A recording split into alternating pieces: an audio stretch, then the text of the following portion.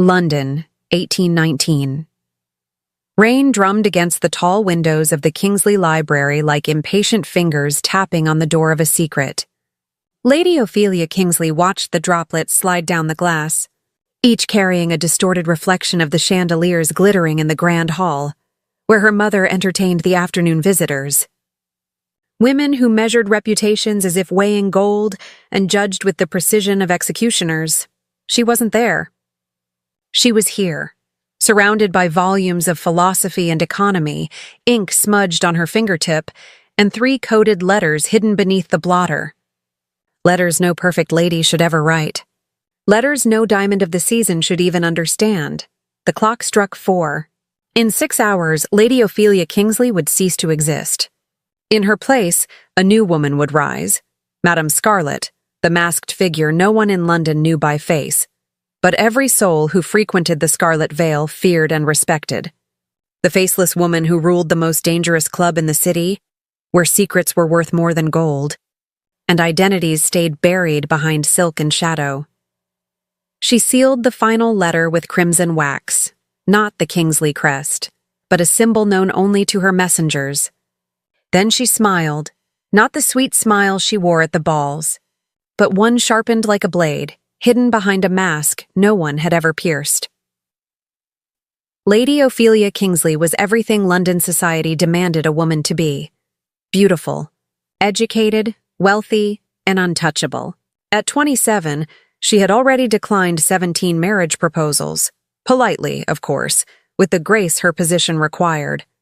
The daughter of the Earl of Kingsley, she owned a personal fortune rivaling that of dukes, an intellect that unsettled scholars, and a reputation so pristine it sparkled like crystal in the sun. But even crystal, no matter how flawless it appears, hides its cracks.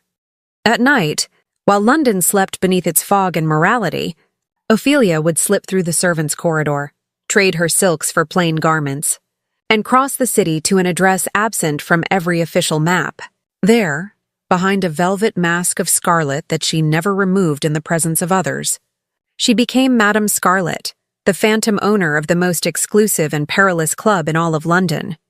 At the Scarlet Veil, everyone wore a mask. Lords gambled away fortunes without revealing their faces. Duchesses traded secrets under cascades of silk. And the true identity of the woman who ruled this empire of shadows remained the greatest mystery of them all. Not even her most loyal patrons knew who she was. Not even her servants had ever seen her face. Madame Scarlet was a voice, a presence, a power without a shape, and she had to remain that way. No one knew. Not her 3 sisters, Victoria and Amelia, comfortably married, nor Juliana, still hopeful at 23. Not her parents, who saw only the perfect daughter. And certainly not the gentleman who vied for her hand at glittering balls, unaware that the immaculate lady who waltzed beneath the chandeliers was also the hidden queen of London's forbidden underworld. But secrets, no matter how well guarded, always find those who seek them. And when the Duke of Ravenscroft, the most charming and dangerously perceptive man in all of London, stepped through the doors of the Scarlet Veil for the first time, wearing a knowing smile and eyes that saw too much, Ophelia felt something she never had before. Fear. Not of him, but of the possibility that someone at last might strip away her mask, and with it, destroy everything she had built. If you too believe that even the best-kept secrets deserve to be uncovered, tell me where you're watching from. Your city, your country, your refuge. I want to know how far this story travels. And before the next chapter begins, subscribe, because some secrets are only revealed to those who stay until the end. Chapter 1. The Weight of Perfection. The Rutherford ball shimmered with crystal laughter and calculated conversation, yet Ophelia felt silence the way one feels cold, not on the skin, but deep within the bones. She glided among the guests with her usual grace, smiling at compliments she could recite by heart, accepting flattery that all blurred into the same hollow tune. "Lady Ophelia, you are radiant tonight." "Lady Kingsley, your beauty rivals the stars themselves." Empty words, spoken by men who desired her fortune far more than they desired to know her. Her fingers tightened around the champagne glass until the chill of the crystal pressed sharply against her palm, a reminder that at least something tonight was real. Everything else, the smiles, the curtsies, the admiration reflected in other people's eyes, felt like painted paper over a cracked wall. At 27, Ophelia Kingsley possessed everything a woman could wish for: beauty that silenced rooms, wealth that stirred envy, a family of standing, and a reputation so flawless it glittered like frost beneath candlelight. And yet when she closed her eyes at night, she saw only emptiness. "Lady Ophelia, would you honor me with this dance?" She turned. Lord Holloway, golden hair, blue eyes, confident smile. "Another one." There was always another one. She inclined her head gracefully and let him lead her to the ballroom floor. Her feet knew the waltz by heart. Her body moved with mechanical perfection while her mind drifted far away, to a world that would soon belong to her again. 6 hours. Only 6 hours until she could shed the ivory satin gown for the dark attire she wore at the Scarlet Veil. 6 hours until she could be who she truly was. Not the flawless lady society adored, but the woman who had built an empire in the shadows. There, she was not measured by beauty or birth, but by intellect, cunning, and the power to read men as easily as others read books. "You seem distant tonight, Lady Ophelia." Lord Holloway's voice pulled her back. She adjusted her smile, not too warm, not too cool. "Merely admiring the decor, Lord Holloway. Lady Rutherford always displays impeccable taste." He appeared content with the shallow answer. Of course he did. None of them sought depth. They wanted the Ophelia that existed in portraits and gossip, the perfect heiress who would one day choose one of them to adorn with her name and fortune. They did not wish to know the thoughts that kept her awake, the ambitions that burned quietly behind her polite eyes, the secrets she held like embers cupped in her palms. The waltz ended.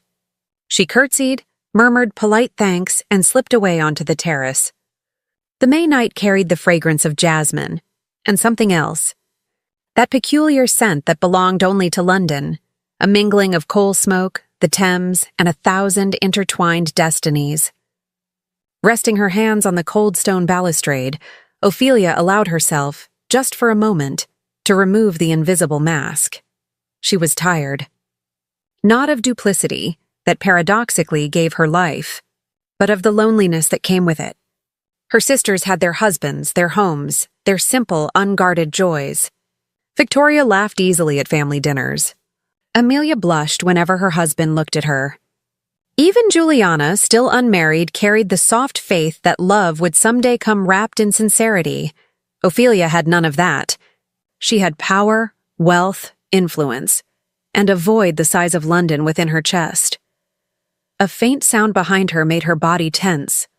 She composed her expression before turning, prepared to face some wandering gentleman seeking privacy or scandal.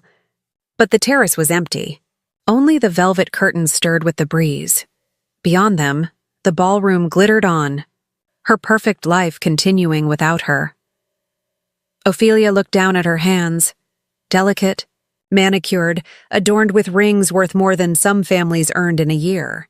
Hands that signed secret contracts, that sealed coded letters, that built and broke reputations with a single gesture. Hands that still trembled with loneliness when no one was watching. The night wind carried laughter from inside, light, carefree, unmasked. The laughter of people who did not need to hide half of themselves to be accepted.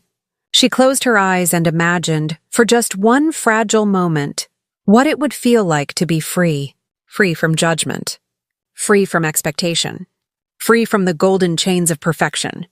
When she opened her eyes, her reflection stared back from the dark glass, Lady Ophelia Kingsley, the diamond of the season, beautiful, wealthy, admired, and utterly, devastatingly alone.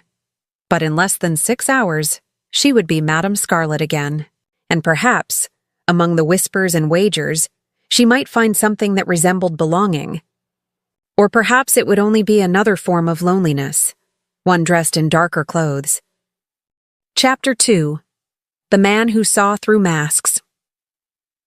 Alexander Harrington observed the Rutherford ballroom with the cultivated indifference of a man who had watched the same play 1,000 times. The same actors, the same lines, the same polished smiles, mothers nudging their daughters toward him as if pushing pawns across a chessboard, gentlemen measuring him with barely veiled envy, ladies whispering behind their fans, wondering when the Duke of Ravenscroft would finally choose a wife. At 32, he was supposed to have done it already, married, produced heirs, fulfilled his duty. His mother reminded him of that weekly, with the subtlety of a hammer striking an anvil. But Alexander could not bring himself to choose among women who looked at him not as a man, but as a prize, desirable only for the title he carried. So he did what he did best. He smiled, he charmed, he evaded. And he watched. That was when he saw her. Lady Ophelia Kingsley moved through the room as one might cross a field of hidden traps. Every step measured, every smile calculated, every word weighed before being spoken. She was beautiful, of course. Even the blind in London knew that. But it wasn't her beauty that caught his attention. It was the faint fracture in her flawless armor, so subtle that only someone accustomed to watching people unravel could have noticed it. He saw her decline Lord Harlow with genuine seeming grace that wasn't real, saw her fingers tighten around the champagne glass when Lady Rothmore murmured something sweet and venomous. He noticed the precise moment she slipped away to the terrace, shedding her social mask with the quiet relief of someone finally allowed to breathe. Curious. Alexander was not like the others who sought her favor. He didn't want her fortune. He had his own. He didn't need her name to validate his. Ravenscroft was one of England's oldest dukedoms. And as for beauty, London had no shortage of beautiful women. But interesting ones. Those were rarer than true diamonds.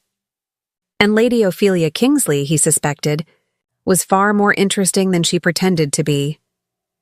He followed her onto the terrace, not as a predator stalks prey, but as a scholar follows an enigma.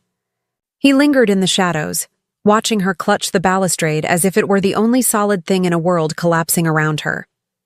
He saw the mask fall completely, revealing not fragility, but something far more dangerous. Depth. She wasn't a porcelain doll to be admired. She was a fortress disguised as a palace. Fascinating, he murmured under his breath. Then, deliberately, he made a sound. She turned swiftly, faster than he expected, composing herself before the movement was even complete. When her eyes found his in the dim light, Alexander caught a spark there. Not fear, but caution.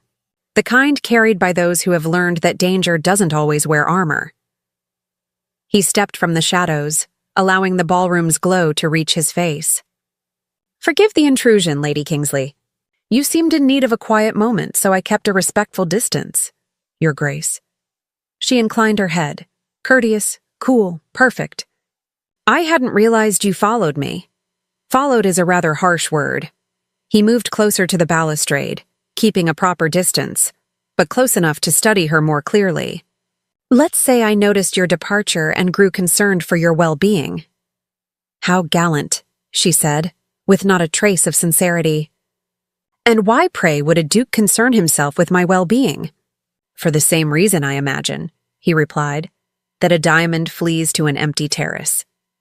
He smiled, not the polished social smile, but something quieter, more genuine. Self-preservation. Her gaze sharpened, assessing him with the kind of precision most men never noticed.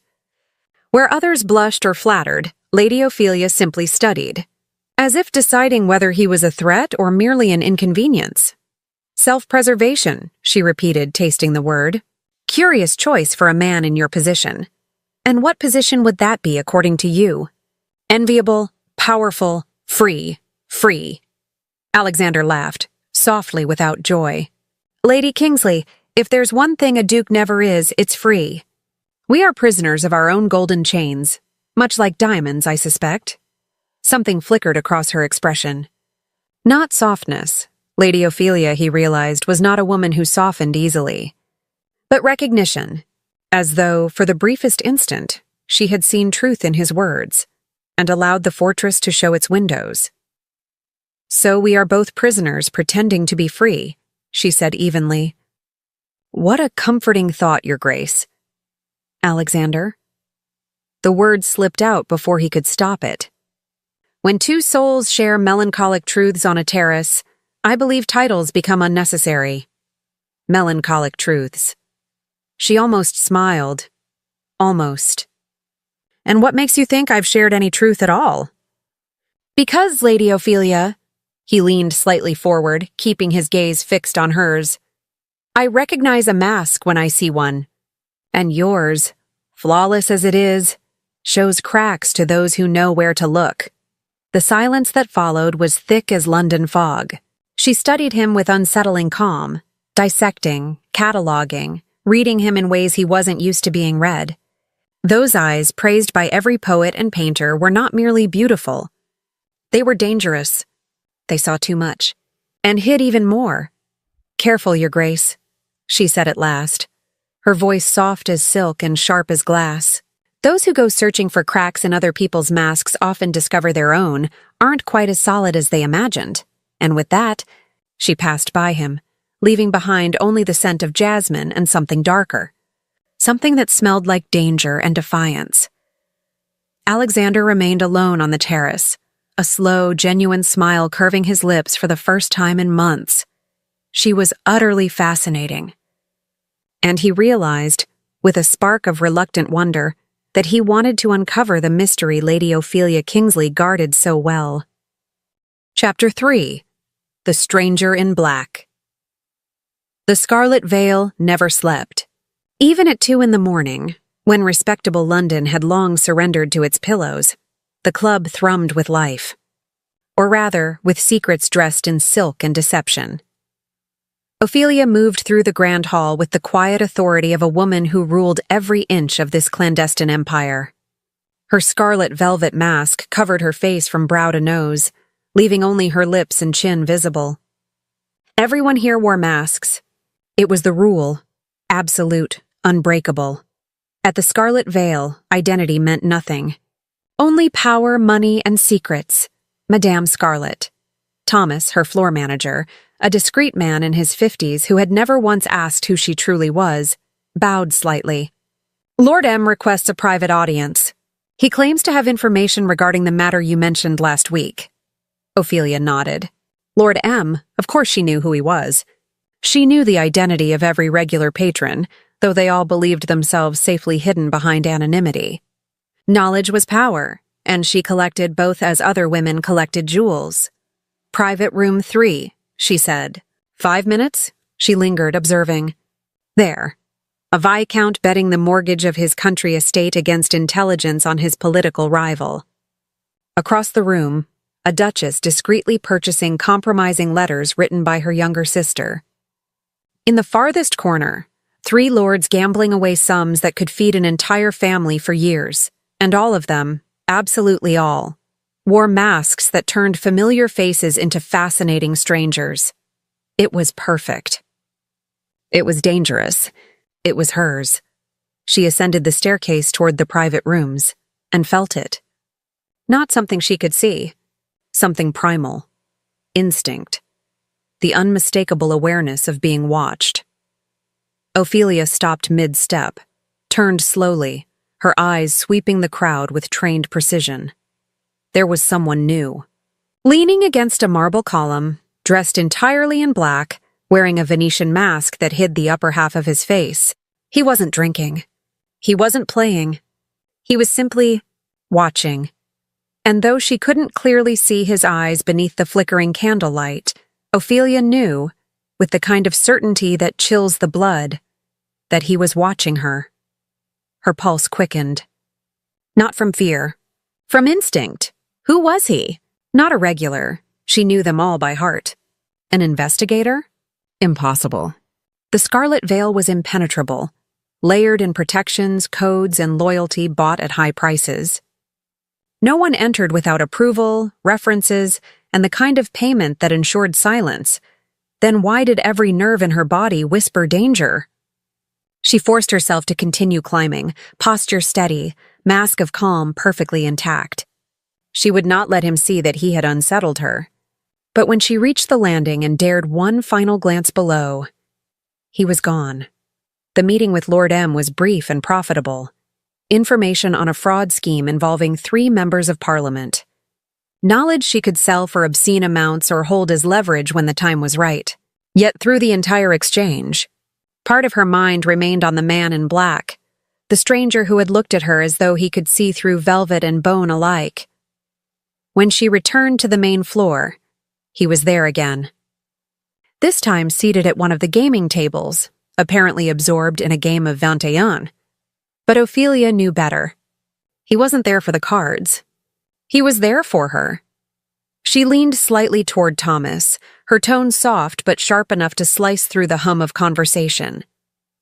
"The gentleman in the Venetian mask," she murmured, dressed in black, seated at the back table. "Who introduced him?" Thomas glanced discreetly at his small leather register, the book that never left his pocket. "Lord Whitfield, madame. 3 days ago. Full payment in advance, flawless references." Whitfield. She knew him, an aging lord, harmless, infrequent visitor. But who, in God's name, had he brought into her club? "Name?" she asked, voice cool. "Lord Adrian Vaughan, madame. Newly arrived from Scotland, according to Lord Whitfield. Heir to estates in the Highlands." Adrian Vaughan. She knew of no Vaughan wealthy enough to afford the Vale's entrance fees. Scotland was vast, yes, full of forgotten families and fading titles. Possible, yet far too convenient. "Verify the references again," she ordered quietly. "I want everything about this Lord Vaughan by tomorrow night." Ophelia watched him play for several minutes. His movements were deliberate, calculated. He won without triumph, lost without irritation. He spoke little. Even masked, there was something disturbingly familiar in the way he tilted his head while thinking. The faint curve of his lips when someone made a bold move. Then he looked at her. For 3 heartbeats too long. Their gazes locked, and he smiled, not a seductive smile. Not a threatening one. Something worse, a smile of recognition. Impossible. She wore a mask. Her hair was pinned differently than in society. Her gowns here were nothing like the ones she wore at the balls. There was no way he could know, but that smile told her he knew something. And that, Ophelia realized with chilling clarity, was far more dangerous than any open threat. She turned and walked away, not quickly, not slowly, and slipped into her private office, locking the heavy door behind her. Only then did she allow herself to breathe. Who was Lord Adrian Vaughan? And why, after 5 years ruling London's most secret empire, did Lady Ophelia Kingsley suddenly feel that her mask might no longer be enough? Chapter 4. The Duke's Game. Alexander Harrington had never thought of himself as a man of vice. He did not drink excessively, did not gamble recklessly, did not pursue married women, nor ruin reputations for sport. But he did possess one addiction few in high society could understand: boredom. A lethal, suffocating kind of boredom, the sort that drives a duke to seek entertainment in the most improbable corners of London, like the Scarlet Vale. He had heard whispers of the club for years, fragments of conversations that ended abruptly when he entered a room, knowing glances exchanged between lords during dull dinners, vague references to a place where society's rules did not apply. It had taken him 3 months to secure an introduction through Whitfield, an old acquaintance who owed him a rather considerable favor. And now, finally, he was here, and he was utterly fascinated, not by the gambling, though it was bold in its extravagance, not by the trading of secrets in dark corners, though that too held its temptations, but by her, Madame Scarlet. He had watched her from the moment he stepped into the hall. It was impossible not to. She moved through the club like a queen in her own dominion, aware of every glance, every whisper, every subtle change in the air. Her scarlet mask concealed her face, yet it could not hide the sharp intelligence in her eyes, nor the way power seemed to bend instinctively around her. She was power, embodied, and Alexander, to his surprise, found that intoxicating. He played a few hands of 21, won a modest sum, observed the other players with detached curiosity. But his true attention never wavered from her. The way she ascended the stairs with absolute confidence.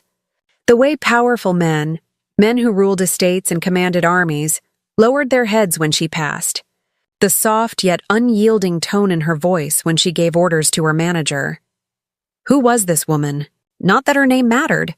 In the Scarlet Veil, names were illusions and masks were the only truths. But Alexander had always been skilled at reading people, and Madame Scarlet was a book written in a code so intricate that the challenge of deciphering her felt almost divine. When she looked down at him from the staircase, he had felt it, the weight of her gaze like a physical touch. She was studying him, measuring him, deciding whether he was a threat or merely another bored aristocrat chasing forbidden amusement. So he did what he always did when he wanted to be noticed. He smiled, not the charming smile that melted hearts at balls. Something truer, sharper. A smile that said, "I see you watching me." She disappeared soon after, retreating to some private meeting beyond his reach. But when she returned and glanced toward her manager, Alexander didn't need to hear their words to know she was asking about him. Her body language was eloquent enough. Her posture, usually relaxed, had stiffened ever so slightly. Her fingers drummed faintly against her skirt, an almost imperceptible rhythm that betrayed what her face tried to hide. And that look, calculated, assessing, thrown his way only when she thought he wasn't watching, said more than any spoken word could. Alexander knew how to read people. He recognized unease beneath poise, curiosity beneath caution. She was disturbed by his presence. Good, at least there was some justice in it. Because he, too, was deeply unsettled by hers, though for reasons entirely different. He played a few more rounds, pocketed a respectable sum, and then, deliberately, looked straight at her, held her gaze, let her see that he was aware of her scrutiny, and smiled again, this time with genuine amusement. Recognition. He wanted her to know that he saw her not merely as the mistress of this clandestine realm, but as an opponent. An equal. Moments later, she turned and left the main hall. Not in haste. Madame Scarlet would never hurry, but with a carefully measured urgency. Alexander's smile widened as he leaned back in his chair, alone now with his cards and his thoughts. Fascinating. Absolutely fascinating. He wasn't sure what had truly drawn him to the Scarlet Veil. Curiosity, boredom, or a desperate search for something real in a city built on facades. But he knew what would bring him back. Her. That woman who ruled an empire of secrets, who hid behind scarlet velvet, and who clearly despised being the object of someone else's focused attention. Another round, my lord. The dealer interrupted. Alexander glanced at his cards, then at the door where she had vanished. A slow smile curved his lips. Not tonight, he said softly. But I'll be back. You can count on that. He rose, adjusted his Venetian mask, and began walking toward the exit. But before leaving, he cast one final look upward, toward the private offices where amber light glowed through carved wood and stained glass. She was up there. He could feel it. Probably already setting her little web in motion, trying to uncover who Lord Adrian Vaughan truly was. He would let her search. It would be entertaining to see how far her network reached. And when she finally discovered that Adrian Vaughan was as false as the mask he wore, well, that would be the moment worth waiting for. Because Alexander Harrington, Duke of Ravenscroft, had just found the only game in London worth playing, and the woman sitting across the board was, without question, the most intriguing opponent he had ever met. Chapter 5. The Conversation Behind the Mask. 3 days. 3 days of meticulous investigation, and Ophelia had found absolutely nothing. No records that confirmed or denied the existence of Lord Adrian Vaughan. Only vague traces. An old family name from Inverness. Modest Highland properties. Nothing remarkable. But nothing concrete either. It was as if the man had stepped straight out of the Scottish mist for the sole purpose of disturbing her peace. And he did disturb it, because he had returned. Every night since that first encounter, Lord Adrian Vaughan had crossed the threshold of the Scarlet Veil, always immaculate, always wearing that Venetian mask, always watching her with a kind of focus that made her feel both exposed and challenged. He wasn't like the others. He didn't gamble heavily. He didn't buy or sell secrets. He didn't seek pleasure or scandal. He simply observed. Occasionally he spoke, with a wit sharp enough to make even the most jaded lords pause in respect. He won modestly, lost without care. But his gaze, that deliberate, unwavering gaze, studied her as though she were a puzzle built purely for his amusement. It was infuriating. And in the quiet hours before dawn, Ophelia admitted only to herself, a little thrilling. That night, she decided to confront him. Not as the distant, untouchable Madame Scarlet, but directly. She descended into the grand hall with renewed resolve, found him at his usual table, and approached with calm precision. "Lord Vaughan," she said, her voice composed, authoritative. "Might I have a word with you, in private?" He looked up from his cards, surprise flickering briefly before satisfaction took its place. "Madame Scarlet," he said smoothly. "It would be an honor." He rose, excused himself from the table, and followed her into one of the smaller private rooms, those reserved for conversations, not transactions. When the door closed, silence fell thick as fog between them. "You've been coming here every night," she began without preamble. "You don't gamble seriously. You don't engage in our services. So tell me, Lord Vaughan, what exactly are you looking for at the Scarlet Veil?" He tilted his head slightly, studying her with that same unnerving composure. "Perhaps I'm merely bored with polite London society," he said lightly. "I believe you know the feeling. Don't treat me as you do the others." Her tone sharpened, low but firm. She took a step closer. "I know when someone is hunting for something, or someone. And you, Lord Vaughan, are hunting." For a long moment he said nothing, simply regarded her with a focus that made her pulse quicken in defiance of her will. Then, unexpectedly, he laughed. Not mockingly, but softly, almost in admiration. "You are extraordinary," he said at last. "Most people see only what they wish to see. But you see what is truly there, don't you? Beneath the masks, the polite lies, the carefully staged performances." "Answer the question," she said, ignoring the strange warmth his words sparked. "Very well." He stepped closer, not threateningly, but with a quiet honesty that unsettled her far more than arrogance ever could. "I'm here because at last I found someone interesting in London. Someone who doesn't pretend to be less intelligent than she is. Someone who has built something extraordinary and dangerous and does not apologize for it." He paused. "I'm here because of you, Madame Scarlet." Her heart missed a beat, not from fear, but something far more complicated, a pulse of awareness, of danger and recognition. "You don't know me." "No," he agreed, "but I'd like to. Not your name, if you prefer it hidden, not your history, if it must remain secret, but the mind behind those eyes, the woman who rules this empire with an iron hand wrapped in velvet." She should have been furious.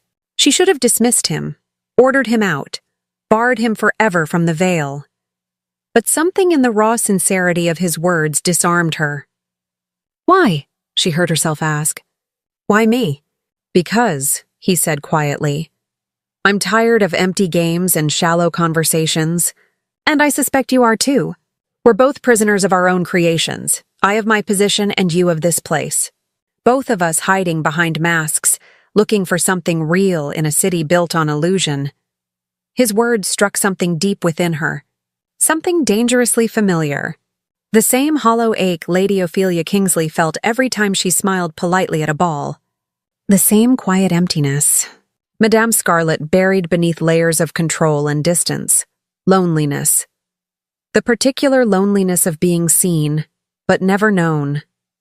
"You speak as if you understand me," she said softly now. her defenses bending just slightly. "You speak as if you understand me," she said softly now, her defenses bending just slightly. "Perhaps I do," he replied. "Or perhaps I simply recognize someone wearing the same kind of mask I wear, even when both our faces are already hidden." The silence that followed was different this time. Not sharp with tension, but heavy with possibility. Ophelia looked at him, at Lord Adrian Vaughan, or whatever his real name was, and for the first time in years considered lowering her guard.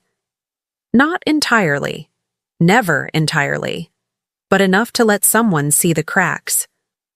"One conversation," she said finally. "You may come here, play your modest games, and if our paths cross we will speak. But do not seek more than that, Lord Vaughan. Do not seek to know me beyond what I choose to show." He smiled, that infuriating, half-mocking, half-genuine smile she was beginning to recognize. "For now, Madame Scarlet," he said, "a conversation is more than I hoped for." She inclined her head and left the room, her composure intact. But as she walked down the corridor toward her private office, Ophelia realized her hands were trembling slightly. Not from fear, not from anger, but from something she hadn't felt in a very long time. Anticipation. Chapter 6. The suspicion Alexander knew he was playing with fire. Worse, he knew he was enjoying it. The past week had been a strange, perilous duality. By day, he was the Duke of Ravenscroft, performing his social duties with the well-rehearsed charm of a man who'd long ago mastered the art of pretending to care. Tedious dinners, rides through Hyde Park, endless conversations at White's, smiling politely at ambitious mothers, who pushed their daughters toward him like prized merchandise on auction, the usual. Predictable, suffocating. But at night, he became Lord Adrian Vaughan, and stepped into another world entirely. A world where he spoke with an extraordinary woman who challenged his mind in ways no one else ever had. A woman who neither wanted his title nor his fortune, who barely tolerated his presence, yet, he could see it in the smallest of gestures, was beginning to lower her guard, and that was the problem. Alexander was becoming addicted to their conversations, to the way her eyes glimmered behind the mask when he said something clever, to the rare, reluctant laugh she gave when he made a cutting remark about one of the club's more ridiculous patrons, to the way she treated him, not as a duke or a lord, but as an equal. Something no woman in London had ever done. He was beginning to want more than words. And that was absolutely unacceptable. "Ravenscroft, are you listening?" Holloway's irritated voice snapped him back to reality. They were at White's, Alexander sitting with a glass of brandy he hadn't touched, pretending to care about a parliamentary discussion that could bore the dead. "Forgive me, Holloway." "Poor night's sleep," Alexander said. "So it seems." The man gave him a sharp look. "You've been scarce lately. Missed the Ashford ball, the Morrison dinner, even the Devonshire reception. Your mother's beginning to worry you've taken ill." A pang of guilt struck him. His mother, dear relentless woman. He'd neglected even the obligatory weekly visits, too consumed by a woman whose face he had never seen. "I've been occupied with estate matters," he said smoothly. "Estate matters?" Holloway laughed. "Ravenscroft, I've known you since Eton. You've never shown the slightest interest in estate management. What's really going on?" Nothing he could possibly explain. How could he admit he spent his nights in a secret club under a false name, talking to a masked woman who would likely cast him out if she knew who he really was? How could he say that for the first time in years he actually felt alive, and that it terrified him? "Just bored with the season," Alexander replied at last. Not entirely a lie. Same people, same conversations, same everything. "Forgive the interruption, gentlemen." Alexander turned and froze. Lady Ophelia Kingsley stood before them, accompanied by her father, the Earl of Kingsley. She wore a sea-green day gown that caught the light like water, her hair elegantly pinned, her posture impeccable. The perfect lady, the same woman he had met on the Rutherford Terrace nearly a month ago. "Lady Kingsley." He rose immediately, bowing. Earl, what a pleasant surprise. Duke of Ravenscroft. The Earl smiled warmly. My daughter insisted on accompanying me today.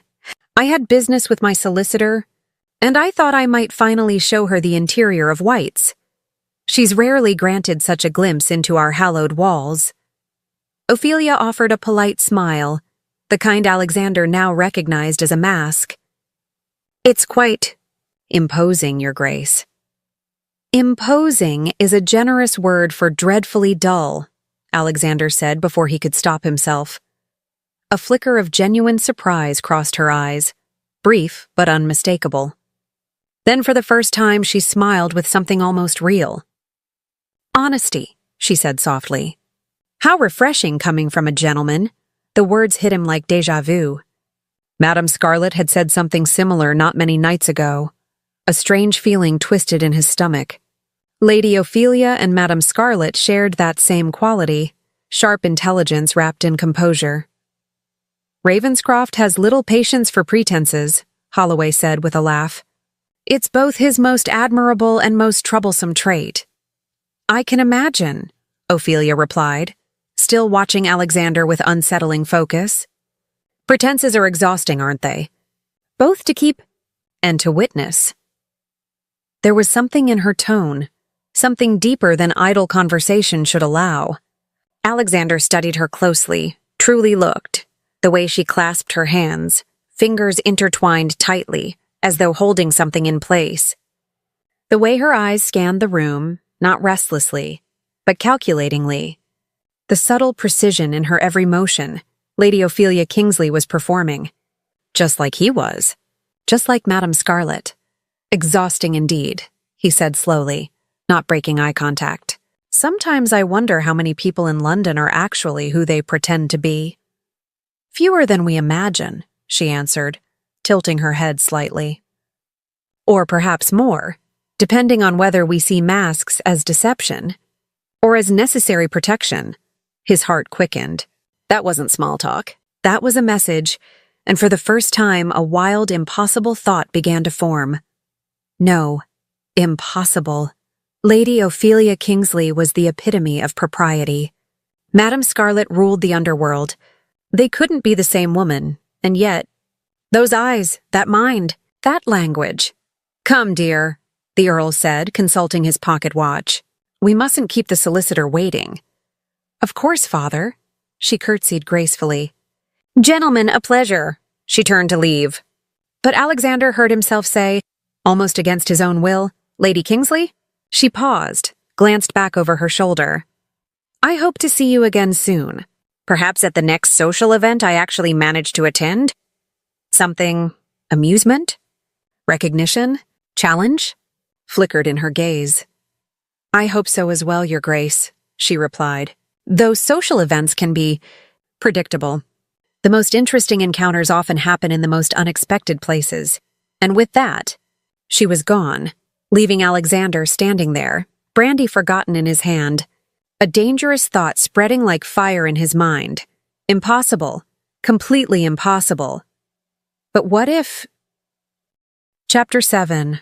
The Storm Between Them. Ophelia knew she was making a mistake. She knew it with the same certainty that she knew rain would wet her skin, and fire would burn it. And yet every night, she found herself waiting for him, waiting. For the moment Lord Adrian Vaughan would step through the doors of the Scarlet Veil and seek her. Eyes across the crowded room. Something was changing between them. Something dangerous. Their conversations had grown longer, deeper. Not intimate in touch. They always kept a respectable distance. Always aware of the masks they wore, but intimate in ways that mattered more. He spoke of loneliness, the kind that came from carrying expectations he had never asked for. She, cautiously, shared fragments of her own golden cage, never enough to reveal her identity, but enough to let him see her soul. And with each word, each shared breath of honesty, Ophelia felt her defenses eroding, like cliffs worn down by a relentless storm. That night, a real storm raged over London. Thunder rolled against the windows of the Scarlet Veil, and rain drummed impatient fingers against the glass. The crowd was smaller than usual. Many of society's bravest had chosen not to risk their carriages on the mud-slick streets. But he was there. Of course he was. From the upper floor, Ophelia saw him speaking with Thomas, likely asking if she was present. His dark hair, slightly tousled from the rain, gave him a look less polished and far more human. Something in her chest tightened. She was growing attached.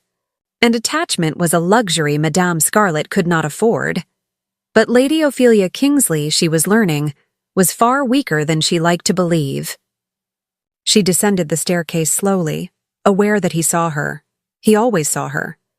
It was as if an invisible thread connected them, pulling her toward him no matter how hard she tried to resist. When she reached the bottom step, he was already waiting, bowing his head respectfully. "Madame Scarlet," he said, "I wondered if you would come tonight with the storm. This club does not close for weather." "Lord Vaughan." Her voice came out cooler than intended, a shield hastily raised. But he smiled. That knowing, quiet smile that told her he saw right through her armor. "Of course not. That would be inconsistent with your reputation for unwavering strength. Are you teasing me?" "Always." "Beat."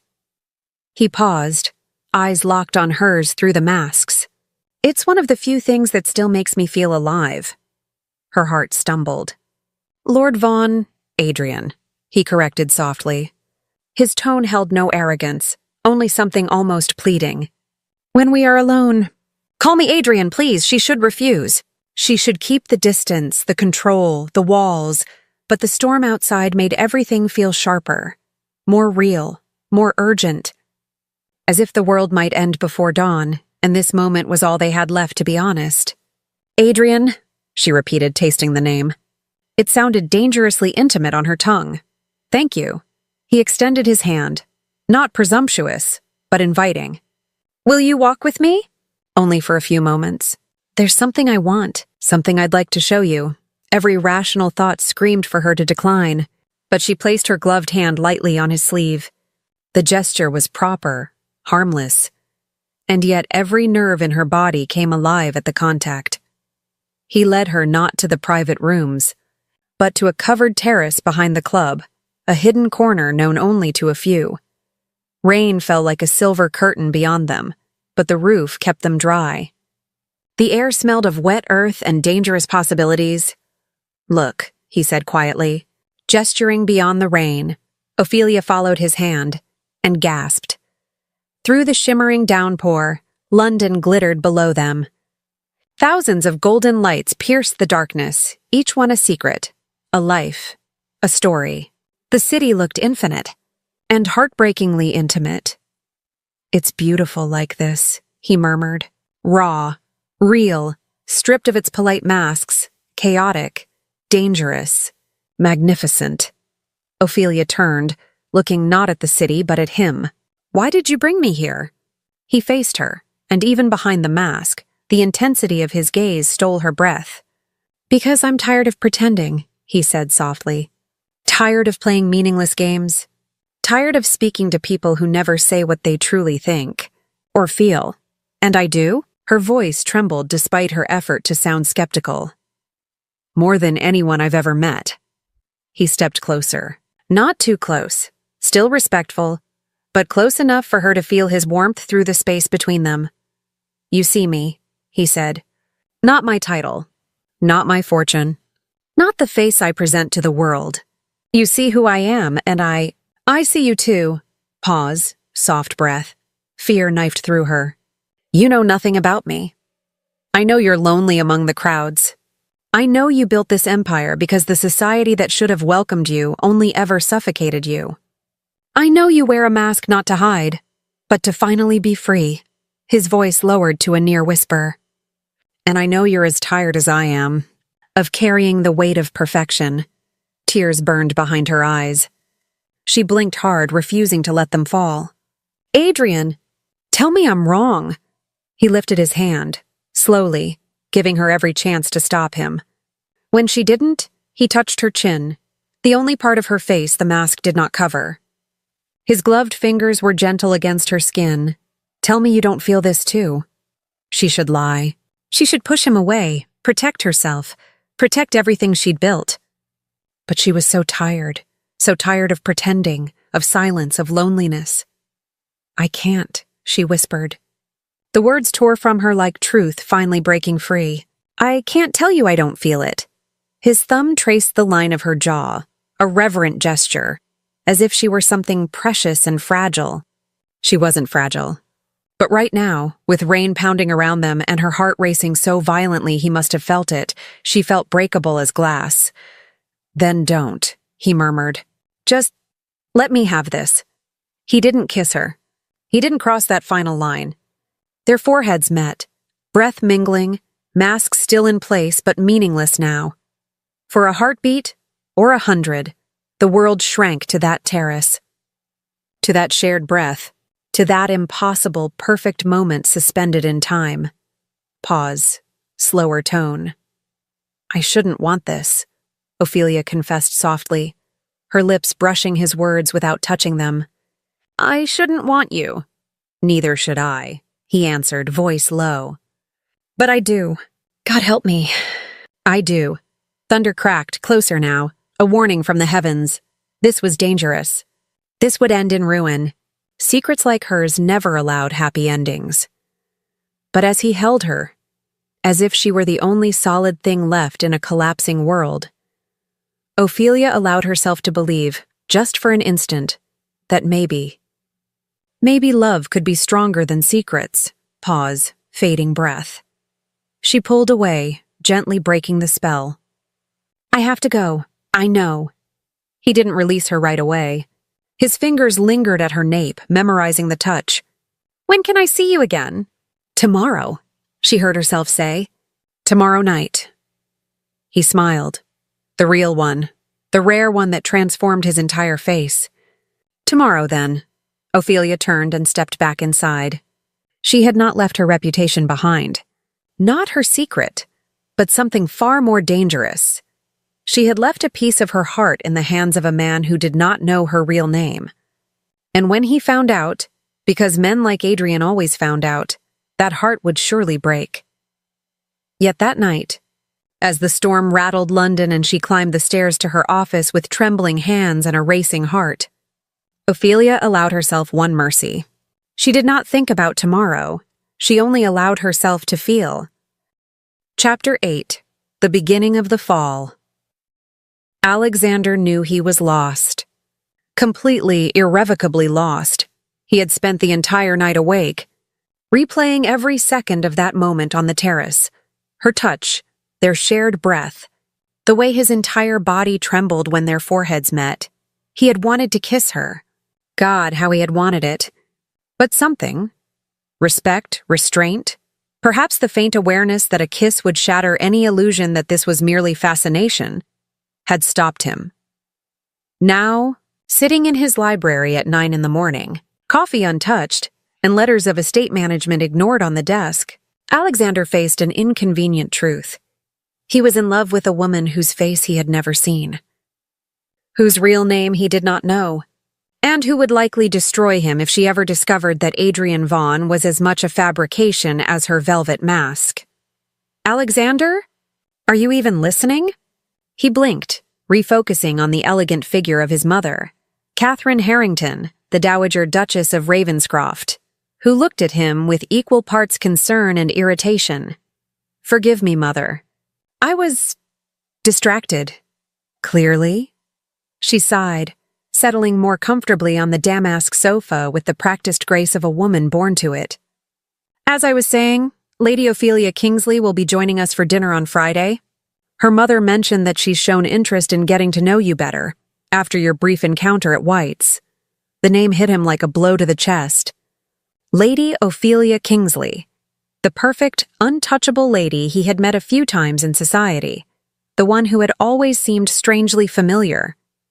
Those intelligent eyes, that way of speaking in layers, the suspicion he'd been denying for days, the one too absurd to even entertain, returned in full force. "Mother," he said slowly, "what do you know of Lady Kingsley? Beyond the obvious things, fortune, lineage, reputation?"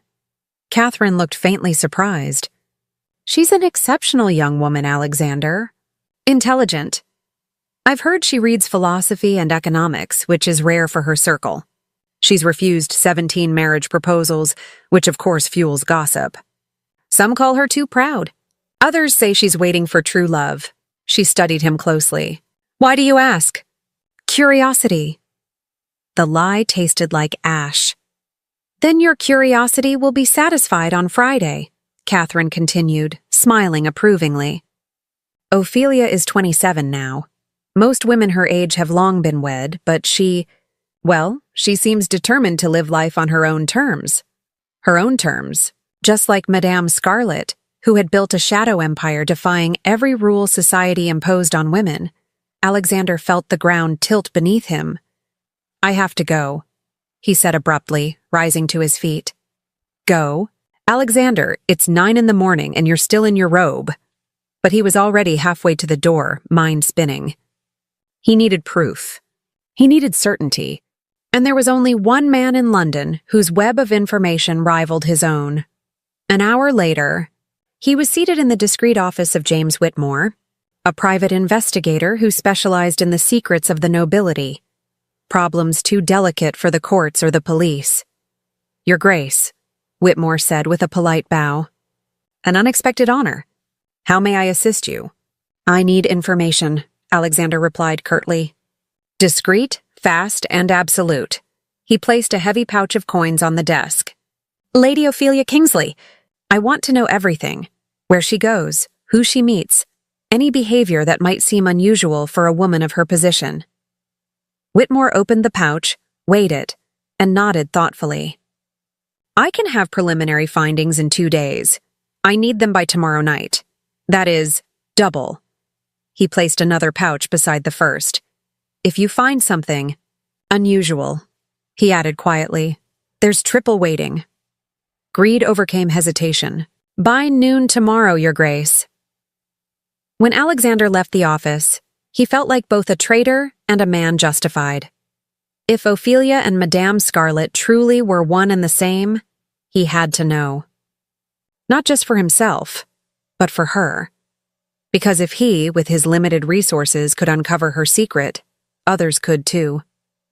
And if the truth ever came to light, she would be ruined. Yet as his carriage rolled through the streets of London, guilt pressed down on him like a physical weight. He was investigating the woman he had begun to love. He was betraying the fragile trust she had only just begun to give him, and worse, a part of him desperately hoped he was wrong.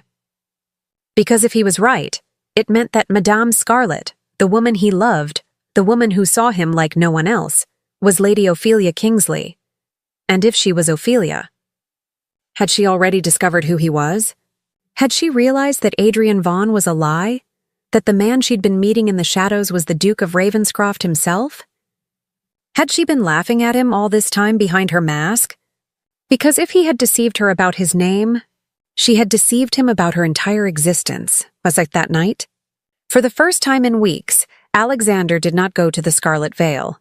He stayed home, drinking alone in his library, trying to convince himself that he was doing the right thing, that uncovering the truth was necessary.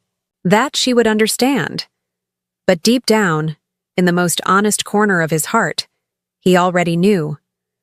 When Madame Scarlet discovered what he had done, when she realized he had doubted her, had not trusted her enough to simply ask, she would never forgive him, and perhaps he wouldn't deserve forgiveness. Chapter 9. The Mask Returns.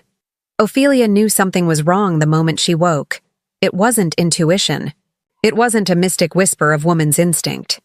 It was the cold, practiced awareness of someone who had built an empire by staying 3 steps ahead of every threat.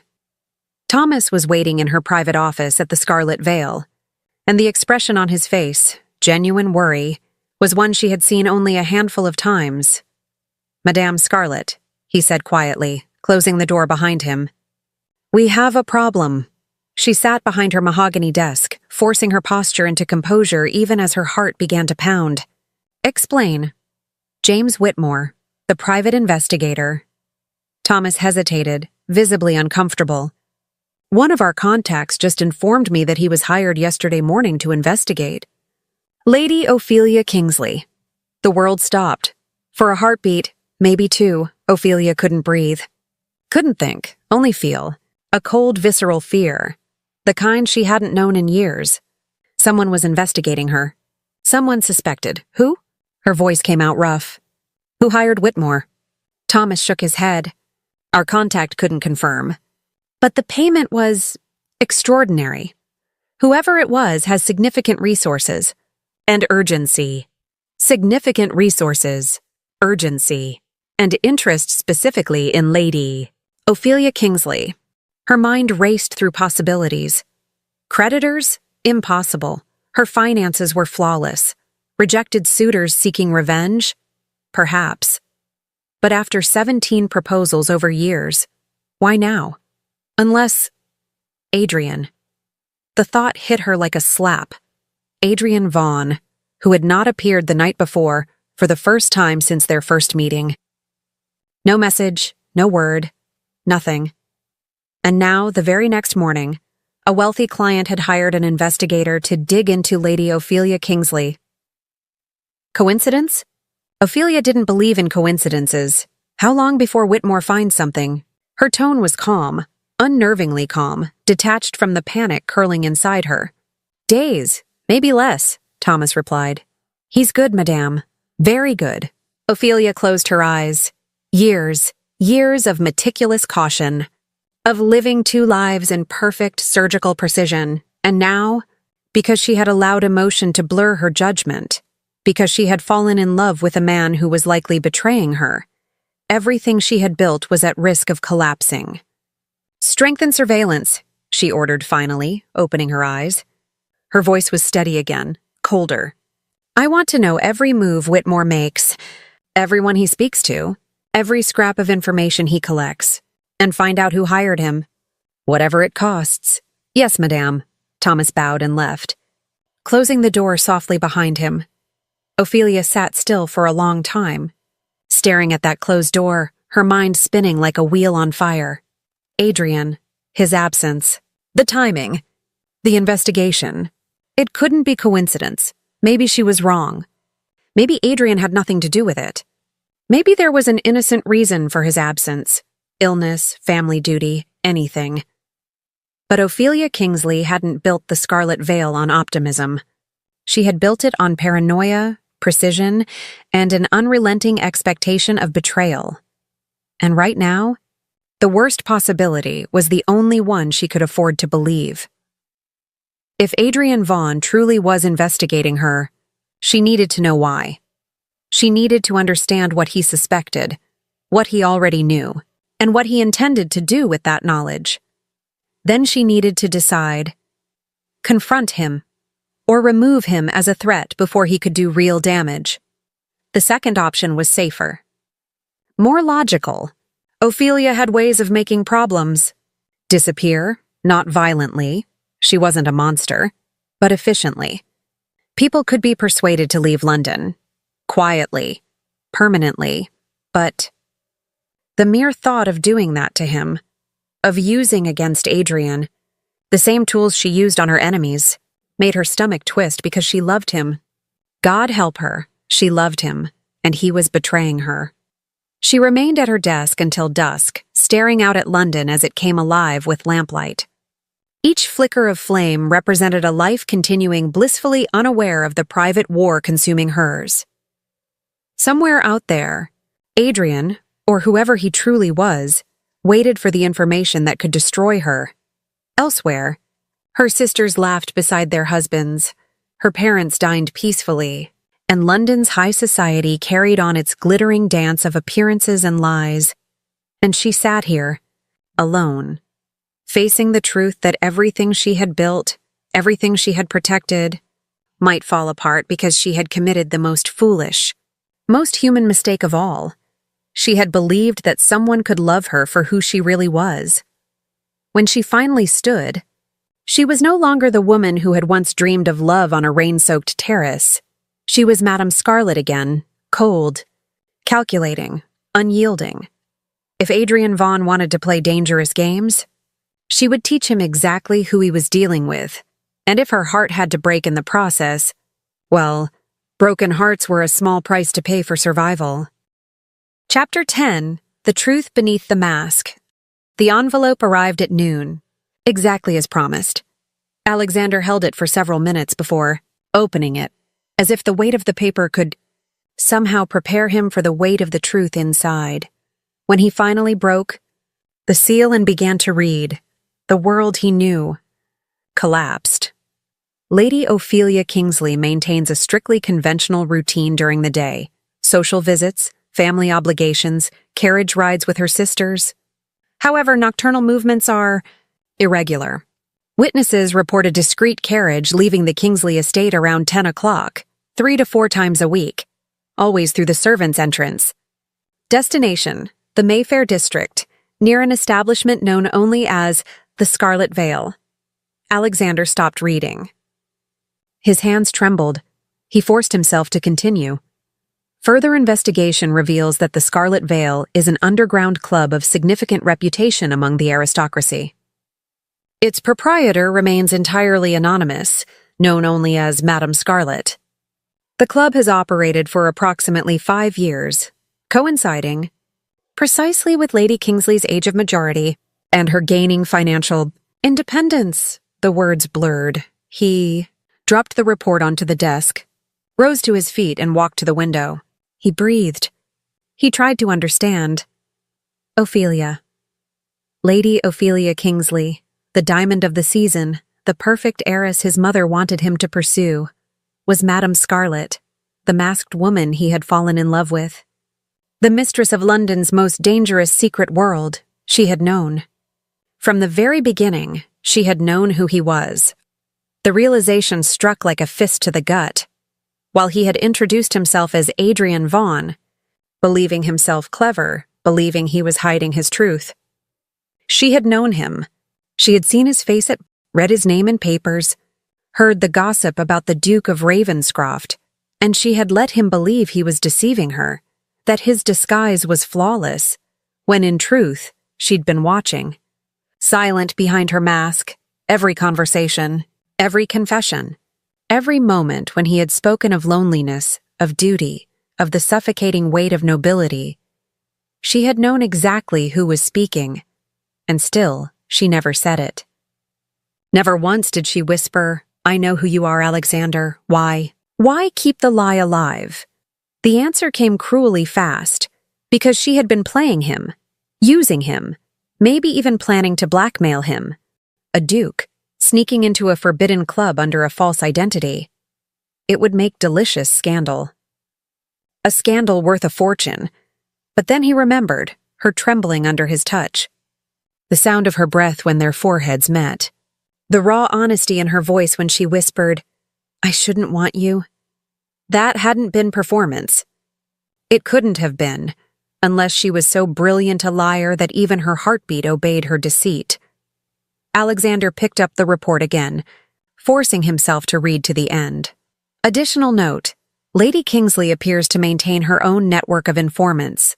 "I was warned this morning that my investigation is being investigated. Exercise extreme caution, Your Grace. This is no ordinary woman, and her resources are substantial." Of course she knew. Ophelia, Madame Scarlet, had not built an empire by being careless. She knew he had investigated her, and by now, she likely despised him for it. The irony was brutal. He had investigated her because he couldn't bear the doubt, because he needed to know if the two women who haunted him were one and the same.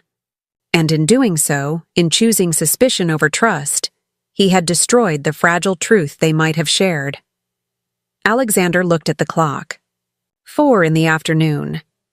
In 6 hours, the Scarlet Veil would open its doors. She would be there, masked, regal, untouchable. And when their eyes met, she would not see Adrian Vaughan, the man who had whispered vulnerability. She would see Alexander Harrington, the Duke who had betrayed her. He should stay away. He should let the story end quietly. Marry a respectable lady, produce heirs, and live the life everyone expected of him. But as he stood there, staring out at London through the tall windows of his library. Alexander realized he couldn't. He couldn't let her go without knowing. He had to tell her the truth. All of it. No more masks. No more lies, even if she hated him. Even if she destroyed him. Even if she used everything she knew to ruin him utterly. He had to see her again. He had to look into her eyes and ask, was any of it real? Or had he fallen in love with a ghost she had created just for him? At 10 that night, Alexander stepped across the threshold of the Scarlet Veil for the last time. He wore his Venetian mask, not as disguise, but as farewell. He was no longer Adrian Vaughan, the Scottish heir. He was simply a man walking toward his own undoing. The club was alive, laughter, silk, and secrets filling the air. His heart pounded like a drum against his ribs. And then he saw her. Madame Scarlet, Ophelia, descended the staircase with her usual grace. The scarlet mask gleamed beneath candlelight. Her posture was flawless. But her eyes were different. He saw pain there, and fury, and the kind of defensive coldness born from heartbreak. She knew. She knew he had investigated her. She knew he had discovered her secret, and in that single glance she told him everything he feared. You hurt me. And I will never forgive you. Alexander walked toward her like a man walking to the gallows, slow, deliberate, resigned. When he reached the base of the stairs, she stopped midway, looking down at him. The distance between them, just a few steps, felt like an ocean. Madame Scarlet, he said softly, voice rough. Please, I need to speak with you. There is nothing to discuss, Lord Vaughan. Her tone was pure ice. Unless you wish to terminate your membership. In that case, Thomas will assist you. Ophelia. The name escaped him. Part plea, part confession, part surrender. The entire room froze. No one used real names in the Scarlet Veil, ever. It was the one rule that could not be broken, and Alexander had just shattered it. Lord Vaughan, she said at last, her voice low and lethal. Follow me, now. She descended the last steps and passed by him without a glance, expecting obedience, and Alexander followed, knowing that the next few moments might decide everything between them. The truth at last would have its reckoning. Chapter 11. No More Masks. The door to Private Room 7 closed with a sound too final for such a small space, like the lid of a coffin. Ophelia turned, each movement measured, every muscle held tight. She did not remove her mask, not yet. That would be a satisfaction he hadn't earned. Alexander, no longer Adrian, never Adrian again, stood near the door, as if afraid she'd cast him out before he could speak. Good. He should be afraid. You used my name, she said, voice low and dangerous. In the main hall, in front of patrons. You broke the most sacred rule of this establishment.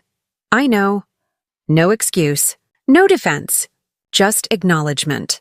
Do you understand what that means? The risk you put me in? She stepped forward, fury finally cracking the ice. 5 years? 5 years building this, protecting my identity, making sure no one could connect Lady Ophelia Kingsley to this place. And you, in one moment of what? Desperation? Selfishness? Set a match to it. Then let me do the one honest thing left. He raised his hands to the Venetian mask and removed it in a single deliberate motion, leaving his face utterly bare. Ophelia went still. The world tilted. That face, she knew it. From balls, from drawing rooms, from the meeting at White's where he'd talked of masks and prisons, Alexander Harrington, the Duke of Ravenscroft, the charming, laughing man who melted half of London, the same man who had stood on a rain-slicked terrace and spoken to her of loneliness as if it were a language only they shared. Adrian Vaughan was Alexander Harrington. You. The word scraped out, the axis of her world shifting too fast to follow. You're the Duke of Ravenscroft. Yes. He watched her absorb it, his face emptied of pretense. Alexander Harrington. No disguises between us now, Ophelia. No lies. Explain it to me, please. I want to understand. I need to understand. Her name and his voice, from that familiar, impossible face, cut clean through her armor. All this time, she had been speaking to a duke, that duke, and never knew. I didn't. She shook her head, thoughts unraveling to smoke. I didn't know you were. Don't lie. Not now. Frustration roughened his tone, but pain lived underneath. You run this club by knowing exactly who walks through the door. You told me yourself. Knowledge is power. Don't pretend you didn't investigate me, that you didn't learn who Adrian Vaughn really was. I did investigate. The words broke louder than she intended. Of course I did. And I learned that Lord Adrian Vaughn of the Highlands didn't exist. A false identity. But I did not learn who you truly were. She stepped closer, accusation rising to meet his. You covered your tracks. Perfectly. No direct ties to your real life.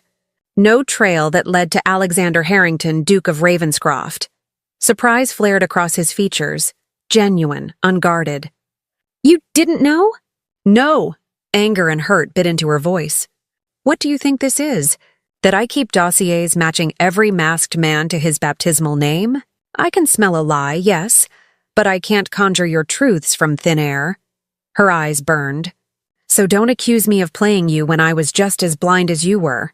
More, perhaps, because you at least suspected that Lady Ophelia and Madame Scarlet might be the same. I didn't even know I was speaking with a man I'd met in society. Ophelia. He reached out. She stepped back. You hired Whitmore, she said, bitterness like iron. You paid to have me followed, watched, confirmed. Yes. No evasion. No sugar. Why? The question tore loose. Why not simply ask? Why not trust me enough to ask? If I had asked, would you have told me the truth? He moved a fraction nearer, voice low and unwavering. If I came, as Adrian or Alexander, it doesn't matter, and said, Are you Madame Scarlet? Would you have answered honestly? She opened her mouth, then closed it. The truth tasted like ash. Probably not. Exactly. No triumph in him, only sorrow, because we are both prisoners of our secrets, Ophelia. We built our walls so high we forgot how to climb them. She was silent, because he was right, and that hurt. I was terrified, he said, voice suddenly raw. I met Lady Ophelia Kingsley, untouchable, brilliant, too brilliant, and she fascinated me. Then I met Madame Scarlet, fierce, impossible, sovereign, and I fell in love. When I began to suspect you were both, I panicked. Because if you were, then you were everything. Everything I wanted and never hoped to find. And that frightened me more than I can name. So you betrayed me. Not a question, a wound. So I betrayed you, he answered, the remorse in his tone unfeigned. Because I was a coward, I chose certainty over faith. I didn't trust you to tell me when you were ready, if you ever would. And now I know you truly didn't know who I was. Which makes my betrayal worse. You had a reason, a secret that could destroy you. I had only fear. Silence descended, heavy, shared, aching. Two people who had lied and hidden and hurt each other while learning, helplessly, how to love. I should have told you, Ophelia said at last, small-voiced, about being Lady Kingsley. When I realized Adrian Vaughn was a fiction, I should have confronted you and forced the truth into the light. But I was afraid. She looked down at her hands. Afraid that if you knew who I truly was, not just the name but all of it, Lady Kingsley and Madame Scarlet together, you'd see a monster. A monster? He stepped closer. She didn't retreat. Ophelia, you are the most extraordinary person I have ever known, not despite what you are, but because of it. How can you say that? Tears slipped free, unchecked. You don't even know me. Not whole. You know pieces. Ophelia on a terrace, Scarlet in a club. Not the woman who must be both at once. The woman who lies to everyone, every day, who built an empire in shadow while pretending to be perfect in daylight. He lifted a hand slowly, telegraphing intent, giving her time to stop him. When she didn't, his fingers rested against the edge of the scarlet velvet. Then let me know you. All of you. No masks. No lies. A breath. May I? She should say no. Distance was safety, revelation, surrender, but she was so very tired she nodded. He removed the mask with reverence, as if unwrapping a relic. And for the first time they stood face to face with nothing between them. Alexander Harrington and Ophelia Kingsley, not Adrian and Madame Scarlet. Not roles, not performances, just them. There you are, he whispered, studying her like he meant to remember her forever. Ophelia. All of you. All of me, she echoed, voice breaking. All the lies, all the masks, all the chaos I pretend is under control. I see you, he said, steady. I see you, and I'm not leaving. Why? The word pleaded. Why aren't you running? You should. Anyone sensible would. Because I love you. No flourish, no armor, only truth. I love the lady who pretends to be less than she is so fragile men won't break. I love the mistress of a hidden empire who rules with a velvet-gloved iron will. I love the woman between them who is exhausted from pretending.